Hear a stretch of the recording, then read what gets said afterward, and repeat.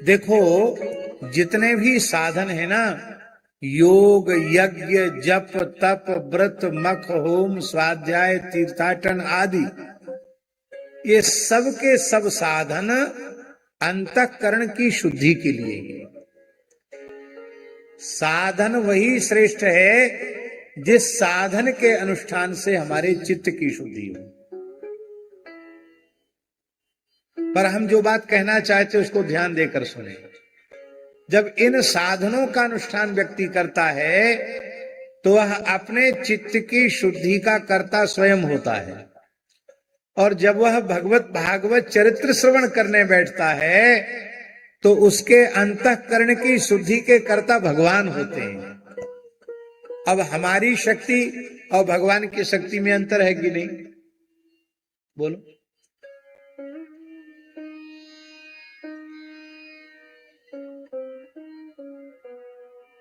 भगवान सर्व समर्थ हैं।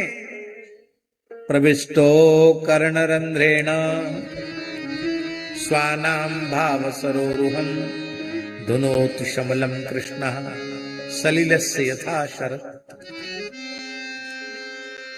भगवान कर्णरंध्र से प्रवेश करते हैं, सत्संग के माध्यम से प्रवेश करते हैं और सारे दोष को सर्वथा समाप्त कर देते हैं। इसलिए चित्त की शुद्धि के लिए कथा श्रवण करनी चाहिए। एक बड़ी ऊंची बात है,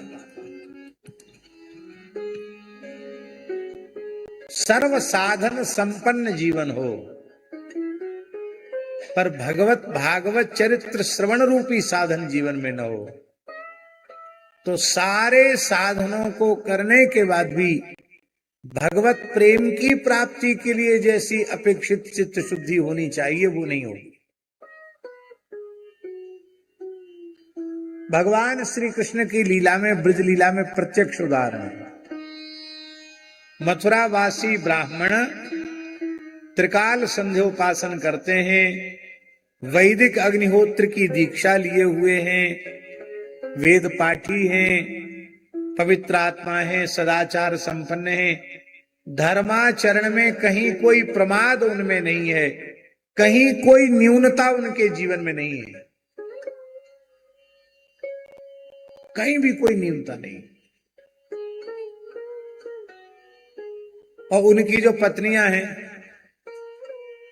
न उन्होंने वेद पढ़ा है, न गुरुकुल में निवास किया, न वो संध्योपासन करती हैं, न अग्नि में स्वाहा स्वाहा करती हैं, पर उन सबको कृष्ण का प्रेम मिल गया। और ये बात हम नहीं कह रहे हैं, उनके पतियों ने कहा, नासाम द्विजाति संस्कारो न निवासो गुरावपी।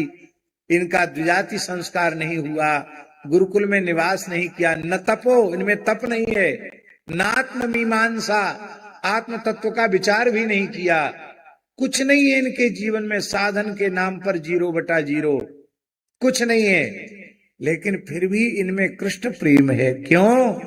क्योंकि ये कुछ नहीं करती पर रोज कथा सुनती थी। और कथा भी कोई ऐसे नहीं कि कोई बड़े महात्माओं की वाणी से कथा सुनती।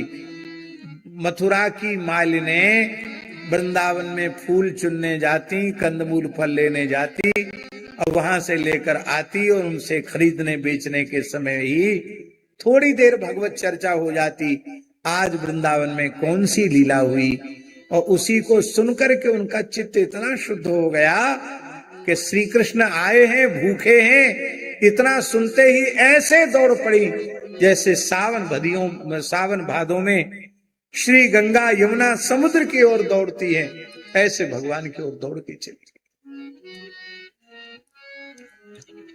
कथा सुनना बहुत जरूरी है।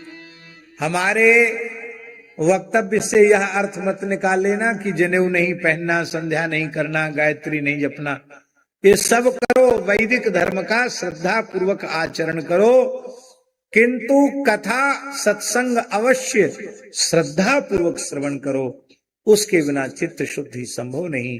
शुद्ध अंतःकरण में ही ज्ञान भक्ति वैराग्य का प्रकाश होता है। माई मेरे श्याम लग्यो